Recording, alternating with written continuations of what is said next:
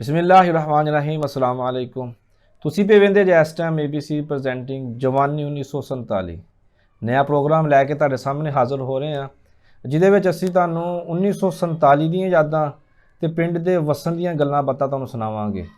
ਪਹਿਲਾ ਪੰਜਾਬੀ ਪ੍ਰੋਗਰਾਮ ਸਾਡੇ ਇਸ ਚੈਨਲ ਤੋਂ ਨਸ਼ਰ ਕੀਤਾ ਜਾ ਰਿਹਾ ਹੋਵੇ, ਜਿਹਦੇ ਵਿੱਚ ਅਸੀਂ ਅੱਜ ਕੋਸ਼ਿਸ਼ ਕਰਾਂਗੇ ਕਿ ਜਿਹੜੇ ਪਿੰਡਾਂ ਦੇ ਬਾਰੇ 'ਚ ਜਿਹੜੀ ਗੁਫ਼ਤਗੂ ਹੈਗੀ ਉਹਨੂੰ ਅਸੀਂ ਗੱਲ ਕਰ ਸਕੀਏ, ਉਹਦੇ ਉੱਪਰ ਅਸੀਂ ਜ਼ਿਆਦਾ ਤੋਂ ਜ਼ਿਆਦਾ ਮਾਲੂਮਾਤ ਹਾਸਲ ਕਰ ਸਕੀਏ। ਸਾਡੇ ਨਾਲ ਸਾਡੇ ਜਿਹੜੇ ਬਜ਼ੁਰਗ ਅੱਜ ਮੌਜੂਦ ਨੇ, ਉਹਨਾਂ ਦੇ ਕੋਲੋਂ ਜਿੱਥੇ ਤੱਕ ਹੋ ਸਕੇ ਅਸੀਂ ਉਹਦੇ ਨਾਲ ਫਾਇਦਾ ਚੁੱਕ ਲਈਏ। ਅੱਜ ਅਸੀਂ ਗੱਲ ਕਰ ਰਹੇ ਹਾਂ ਜੀ ਪਿੰਡ ਹੰਜਲੀ, ਚੱਕ ਨੰਬਰ 121, ਤਹਿਸੀਲ ਸੰਗਲਾ ਹਿੱਲ, ਜ਼ਿਲ੍ਹਾ ਨਨਕਾਣਾ ਸਾਹਿਬ। ਅਗਰ ਮੈਂ ਗੱਲ ਕਰਾਂ ਇਸ ਪਿੰਡ ਦੇ ਹਵਾਲੇ ਦੇ ਨਾਲ, ਤੇ ਸਾਡੇ ਸ਼ਹਿਰ ਦੇ ਨਾਮਵਰ ਸਿਆਸੀ ਸ਼ਖਸੀਅਤ ਔਰ ਕਹਿ ਲਓ ਕਿ ਜਿਨ੍ਹਾਂ ਨੇ ਸ਼ਹਿਨशाही ਤਾਮੀਰਾਤ ਦਾ ਵੀ ਲਕਬ ਹਾਸਲ ਕੀਤਾ ਵੀ, ਉਹਨਾਂ ਦਾ ਵੀ ਇਸੇ ਗਾਉਂ ਨਾਲ ਹੀ ਤਲਕ ਹੈ, ਯਾਨੀ ਕਿ ਚੌਧਰੀ ਤਾਰਕ ਮਹਿਮੂਦ ਬਾਜਵਾ ਸਾਹਿਬ। ਅੱਜ ਉਹਨਾਂ ਦੇ ਆਬਾਈ ਗਾਉਂ ਦੇ ਵਿੱਚ ਮੌਜੂਦ ਹਾਂ, ਤੇ ਅੱਜ ਜਵਾਨੀ 1947 ਦੇ ਪਹਿਲੇ ਹੀ ਪ੍ਰੋਗਰਾਮ ਦੇ ਵਿੱਚ ਅਸੀਂ ਹੰਜਲੀ ਦੇ ਬਾਰੇ ਵਿੱਚ ਜਾਣਨ ਦੀ ਕੋਸ਼ਿਸ਼ ਕਰਾਂਗੇ। ਸਾਡੇ ਨਾਲ ਮੌਜੂਦ ਨੇ ਸਾਡੇ ਮੁਅੱਜ਼ਜ਼ ਮਹਿਮਾਨ ਜਨਾਬ ਚੌਧਰੀ ਜਮੀਉੱਲਾ ਬਾਜਵਾ ਸਾਹਿਬ। ਉਹਨਾਂ ਕੋਲੋਂ ਜਾਣਨੇ ਆ ਉਹਨਾਂ ਦੀ ਜ਼ਿੰਦਗੀ ਦੇ ਹਵਾਲੇ ਦੇ ਨਾਲ ਵੀ, ਔਰ ਇਸ ਗਾਉਂ ਦੇ ਹਵਾਲੇ ਦੇ ਨਾਲ ਵੀ ਕੁਝ ਤਲਖ ਯਾਦਾਂ, ਕੁਝ ਚੰਗੀਆਂ ਵੀ ਗੱਲਾਂ ਕਰਾਂਗੇ, ਉਹ ਕੁਝ ਐਸੀਆਂ ਗੱਲਾਂ ਜਿਹੜੀ ਸਾਡੀ ਨਵੀਂ ਨਸਲ ਵਾਸਤੇ ਵੀ ਹੋਣਗੀਆਂ ਜੀ।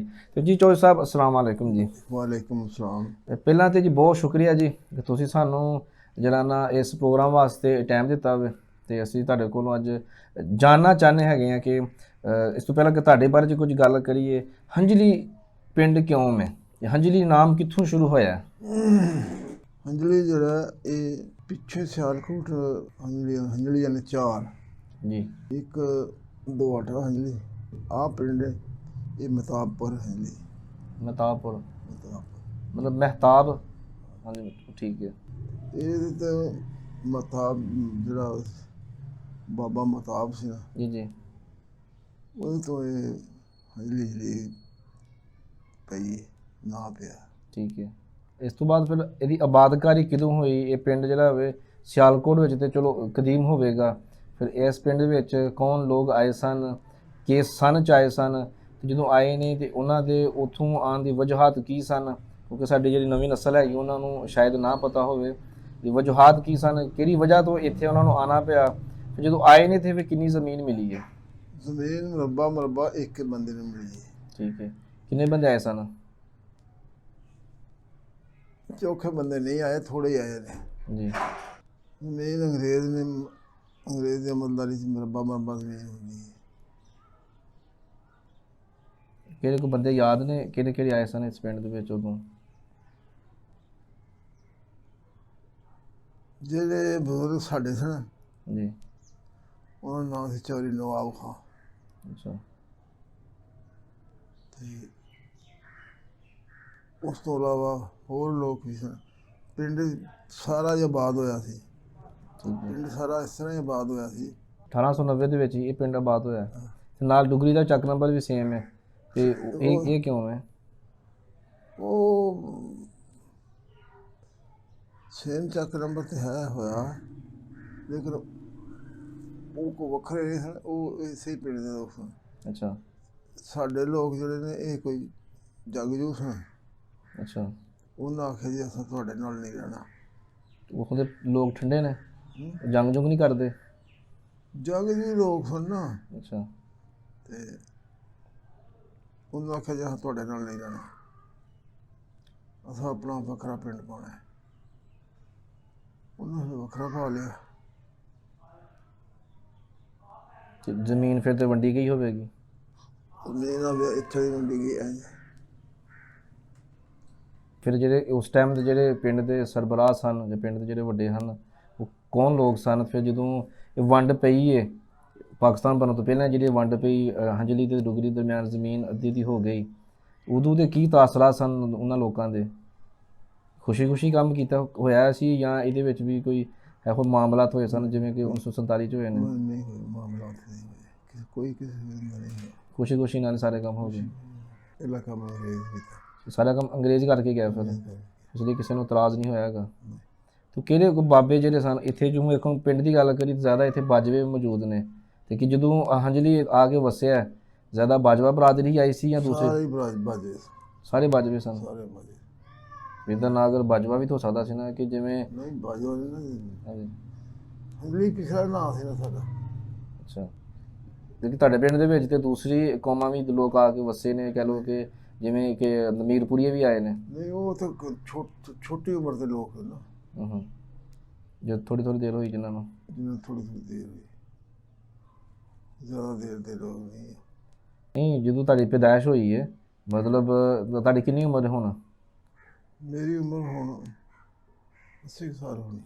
80 ਸਾਲ ਪਿੱਛੇ ਚਲੇ ਜਾਈਏ, ਮਤਲਬ 1940 ਦੇ ਕਰੀਬ ਹਾਂਜੀ 40 ਜਦੋਂ ਤੁਹਾਡੀ ਪੈਦਾਇਸ਼ ਹੋਈ, ਜਦੋਂ ਹੋਸ਼ ਸੰਭੀ ਕੋਈ 10 ਸਾਲ ਕਹਿ ਲਓ ਕਿ 1950 ਦੇ ਵਿੱਚ ਜਾ ਕੇ, ਉਦੋਂ ਕਿੰਨੇ ਘਰ ਸਨ?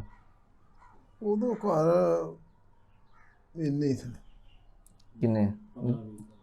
ਨਹੀਂ ਪੂਰੇ ਘਰ ਸਾਰੇ ਪਿੰਡ ਹੈ ਸੀ? ਸਾਰਾ। ਮਤਲਬ ਜਿਹੜੇ ਤੁਹਾਡੇ ਪਿੰਡ 'ਚ ਕਮੀ ਨੇ ਉਹ ਵੀ ਮੌਜੂਦ ਸਨ, ਜਿਹੜੇ ਹੁਣ ਪੁਰਾਣੇ ਨੇ ਸਾਰੇ?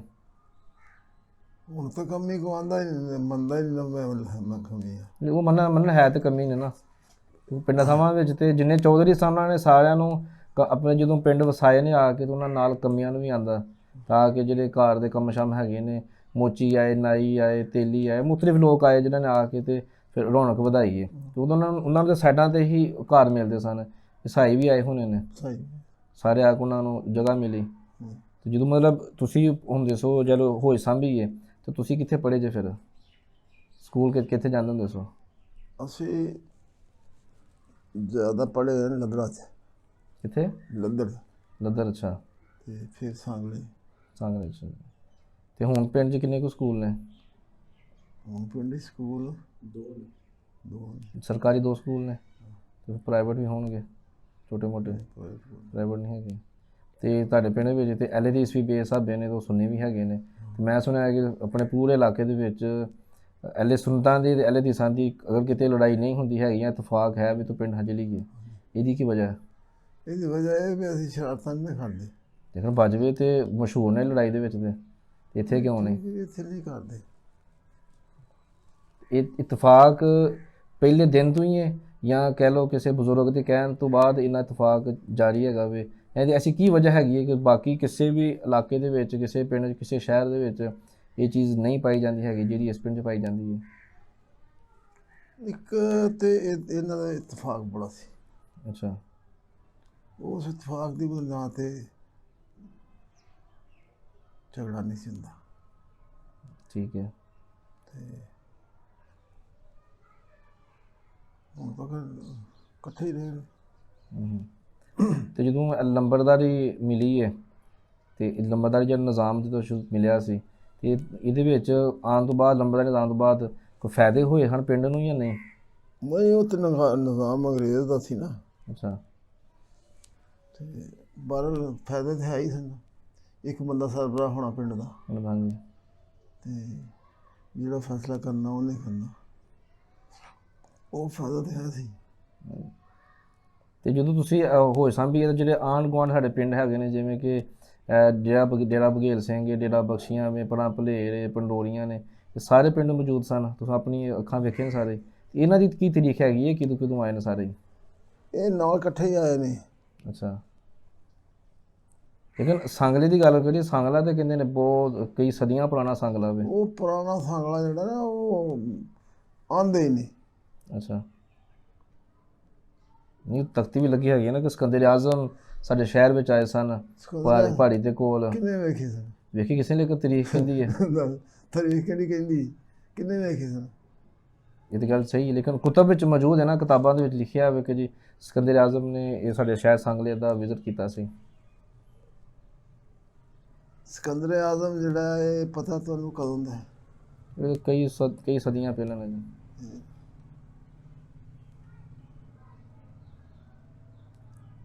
ਜਿਹੜੇ ਤੁਹਾਡੇ ਬਜ਼ੁਰਗ ਸਨ, ਜਦੋਂ ਆਏ ਨੇ ਉੱਥੋਂ ਸਿਆਲਕੋਟ ਤੋਂ, ਜਦੋਂ ਉਹਨਾਂ ਨੂੰ ਇੱਥੇ ਅਲਾਟ ਹੋਈ ਹੈ, ਤੇ ਜਦੋਂ ਤੁਸੀਂ ਸੁਣਿਆ ਹੋਵੇਗਾ ਉਹਨਾਂ ਦੇ ਕੋਲੋਂ, ਆਪਣੇ ਦਾਦਾ ਜੀ ਪੜਦਾਦਾ ਜੀ ਉਹਨਾਂ ਦੇ ਕੋਲੋਂ, ਤੇ ਉਦੋਂ ਉਹਨਾਂ ਦੇ ਕੀ ਤਾਸਰਾ ਸਨ, ਕੀ ਜ਼ੇਨ 'ਚ ਹੁੰਦਾ ਸੀ ਉਹਨਾਂ ਦੇ, ਕਿ ਜਦੋਂ ਉੱਥੋਂ ਆਪਣਾ ਬੋਰੀ ਬਿਸਤਰਾ ਚੁੱਕਣਾ ਵੇ, ਚੁੱਕ ਕੇ ਫਿਰ ਨਵੇਂ ਪਿੰਡ, ਨਵੀਂ ਜਗ੍ਹਾ 'ਤੇ, ਬਲਕਿ ਇੱਕ ਬਿਆਬਾਨ ਜਗ੍ਹਾ 'ਤੇ ਜਿੱਥੇ ਕੋਈ ਚੀਜ਼ ਨਹੀਂ ਦੁਨੀਆ ਦੀ ਮੌਜੂਦ ਆ, ਤੇ ਜਦੋਂ ਆਉਂਦੇ ਤਾਂ ਅਗਰ ਤੁਸੀਂ ਉਹਦਾ ਲਮਹਾ ਜੋ ਦੱਸਦੇ ਹਨ ਤੁਹਾਡੇ ਵੱਡੇ, ਤਾਂ ਕੀ ਦੱਸ ਦਿੰਦੇ ਸਨ? ਉਹਨਾਂ ਦੇ ਉੱਪਰ ਕੀ ਖਿਆਲਾਤ ਸਨ, ਕੀ ਅਹਿਸਾਸਾਤ ਸਨ ਉਹਨਾਂ ਦੇ ਉਸ ਟਾਈਮ? ਬੋਰੀ ਲੈ ਕੇ ਨਾ ਆਟਾ ਹਾਂਜੀ ਤੇ ਇੱਥੇ ਆਏ ਸਨ ਪੁਰਾਣੇ ਬਜ਼ੁਰਗ। ਬਸ ਤੇ ਫਿਰ ਇਹ ਜਗ੍ਹਾ ਆਬਾਦ ਕੀਤੀ ਇੱਥੇ। ਬੱਕਰੀ ਵੇਖ ਕੇ ਲੈ ਆਏ।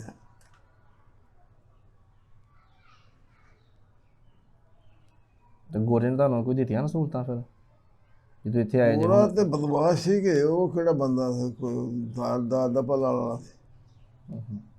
ਉਹ ਤੇ ਲੁੱਟਣ ਵਾਲਾ ਇੱਥੇ ਆਏ ਸਨ। ਇੱਥੇ ਉਹਨੇ ਸਹੂਲਤਾਂ ਨਹੀਂ ਕੀਤੀ ਨਹੀਂ ਸੀ, ਉਹ ਤਾਂ ਲੁੱਟਣ ਵਾਲਾ ਆਇਆ ਸੀ, ਲੁੱਟ ਕੇ ਚਲਾ ਗਿਆ।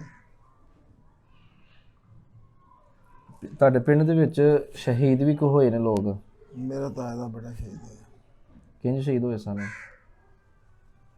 ਇਹ ਪਿੰਡ ਦੇ ਲੋਕ ਜਿਹੜੇ ਨੇ ਨਾ ਜਜ਼ਬਾਤੀ ਜਿਹੇ ਸਨ, ਪੈ ਜਾਂਦੇ ਨੇ ਐਵੇਂ ਹੀ। ਮੇਰੇ ਤਾਏ ਦਾ ਪੁੱਤਰ ਸੀ, ਉਹ ਸ਼ਹੀਦ ਹੋਇਆ ਸੀ। ਗੋਰਿਆਂ ਨੇ ਕੀਤਾ, ਮਾਰਿਆ ਸੀ ਸਿੱਖਾਂ ਨੇ। ਸਿੱਖਾਂ ਨੇ? ਕਿਹਦੀ ਵਜ੍ਹਾ ਤੋਂ? ਬਸ ਸਿੱਖਾਂ ਦੀ ਤੇ ਮੁਸਲਮਾਨਾਂ ਦੀ ਲੜਾਈ ਹੁੰਦੀ ਸੀ। ਮਤਲਬ ਜਦੋਂ ਇਸ ਪਿੰਡ ਤੁਸੀਂ ਆਏ ਜੇ ਸਿੱਖ ਕੌਣ ਸਨ ਹੈਗੇ? ਇਸ ਪਿੰਡ ਸਿੱਖ ਹੈ ਹੀ ਕੋਈ ਨਹੀਂ। ਲੇਕਿਨ ਤੁਹਾਡੇ ਨਾਲ ਜਿਹੜਾ ਬਘੇਲ ਸਿੰਘ ਹੈ? ਉਹ ਤੇ ਪਿੰਡ ਸੀ ਨਾ ਸਿੱਖ ਦਾ। ਅੱਛਾ। ਬਘੇਲ ਸਰਦਾਰ ਬਘੇਲ ਸਿੰਘ ਦਾ ਇਹ ਪਿੰਡ ਸੀ। ਤੇ ਉਹ ਜਿਹੜੇ ਲੋਕ ਸਨ ਨਾ, ਉਹ ਬੜੇ ਅੱਛੇ ਲੋਕ ਸਨ। ਜਿਹੜੇ ਬਘੇਲ ਸਿੰਘ ਵਾਲੇ? ਨਹੀਂ, ਜਿਹੜਾ ਸਰਦਾਰ ਬਘੇਲ ਸਿੰਘ? ਜਿਹੜੇ ਸਰਦਾਰ ਬਘੇਲ ਸਿੰਘ ਜਿਹੜਾ, ਹਾਂ ਉਹ ਬੜੇ ਅੱਛੇ ਲੋਕ ਸਨ। ਤੇ ਇਹਦਾ ਪੁੱਤਰ ਸੀ, ਕੋਈ ਅਫਸਰ ਸੀ। ਅੱਛਾ।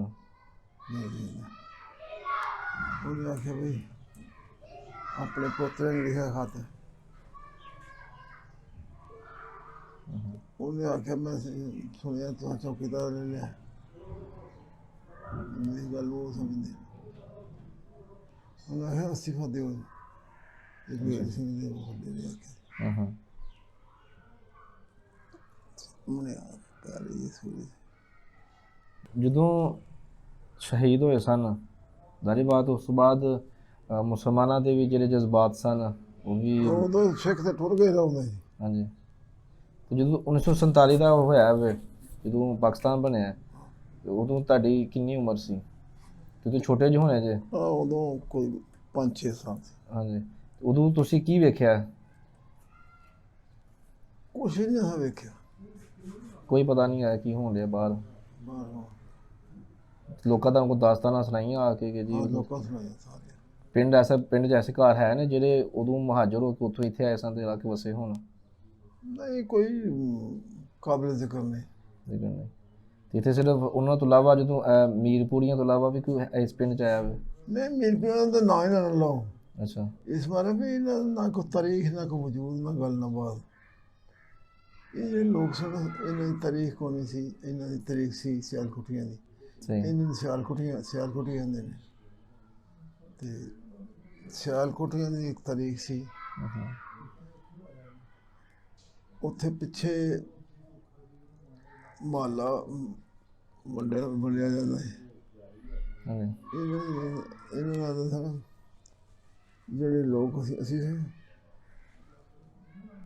ਸਾਨੂੰ ਆਉਂਦੇ ਹਨ। ਜਦੋਂ ਤੁਹਾਨੂੰ 50 ਮਰਬੇ ਜ਼ਮੀਨ ਮਿਲੀ ਹੈ ਇਸ ਦੋਵਾਂ ਪਿੰਡਾਂ ਦੇ ਵਾਸਤੇ, ਮਤਲਬ ਮਿਲੀ ਤੇ ਹੰਜਲੀ ਵਾਸਤੇ ਸੀ, ਡੁਗਰੀ ਫਿਰ ਵੱਖਰਾ ਹੋ ਗਿਆ, 2 ਪਿੰਡ ਹੋ ਗਏ, ਲੰਬੜਦਾਰ ਨੂੰ ਜ਼ਮੀਨ ਅਲਾਟ ਹੋ ਗਈ, ਬਾਕੀ ਲੋਕਾਂ ਨੂੰ ਵੀ ਹੋ ਗਈ। ਇਹਦਾ ਮਤਲਬ ਇਹ ਕਿ 50 ਲੋਕ ਆਏ ਸਨ ਇੱਥੇ, ਲੰਬੜਦਾਰ ਦੀ ਅਗਰ ਜ਼ਮੀਨ ਕੱਢ ਦਿੱਤੀ ਜਾਵੇ ਤੇ 45 ਲੋਕ ਆਏ ਸਨ, ਜਾਂ ਕਿੰਨੇ ਲੋਕ ਆਏ ਸਨ ਗੁਰੂਆਂ ਦੇ, ਕਿੰਨੇ ਬੱਚੇ, ਮੇਨ ਲੋਕ ਕਿੰਨੇ ਸਨ ਜਿਹੜੇ ਉੱਥੇ ਹਿਜਰਤ ਕਰਕੇ ਆਏ ਸਨ? ਕੋਈ